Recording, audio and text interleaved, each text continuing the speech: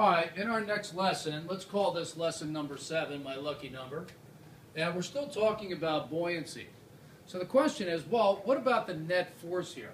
So let's take a look at the net forces here. The force net that's acting on this can, well, we know that the side ones have negated themselves. Well, isn't the net force going to actually be the difference between the top and the bottom?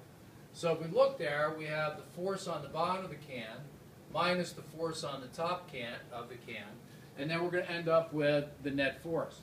Well, we actually know what these are now, so F2 is going to be rho GH2 times A2 minus rho GH1 times A1. Well, an interesting thing here, the area of the top and the area of the bottom are the same, so actually I can erase the 1s and 2s here because the area at the bottom and the top of the can are the same, and voila, we end up with the same thing. So our force net looks like this. Now let's see if we can factor out anything, and the answer is, well, sure we can. So if we factor out a rho GA, we're going to end up with H2 minus H1. Okay, so if we look there, H2 minus H1 is actually kind of an interesting thing. Well, if I take H1, and I subtract it from the total depth, H2, isn't that actually going to be the height? It's the change in the height here. Well, isn't that the height of the can itself?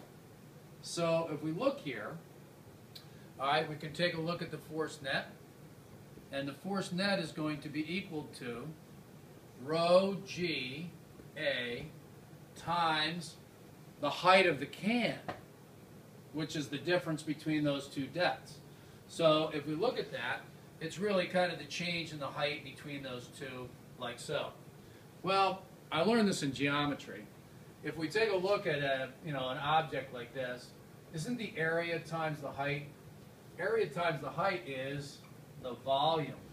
So when I look here, A times that change in height for the depth is actually the volume.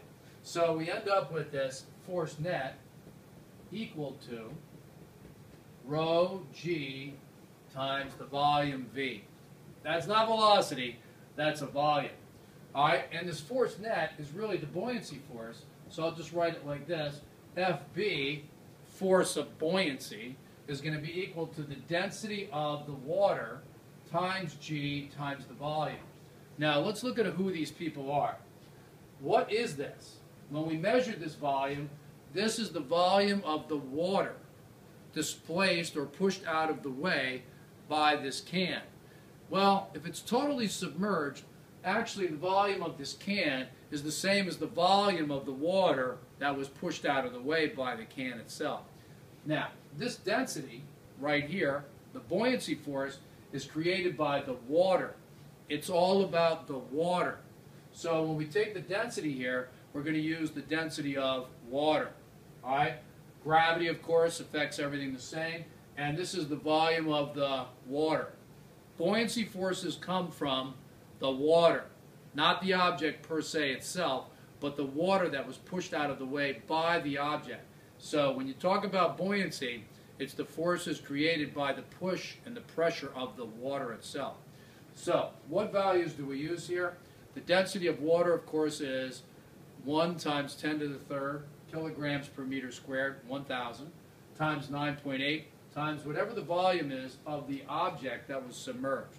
And now we can calculate the actual buoyancy forces themselves. So we could try to make up a problem, put in some volumes. The density of the water is 1,000. We've got 9.8 here. And then we can actually calculate how strong these buoyancy forces are.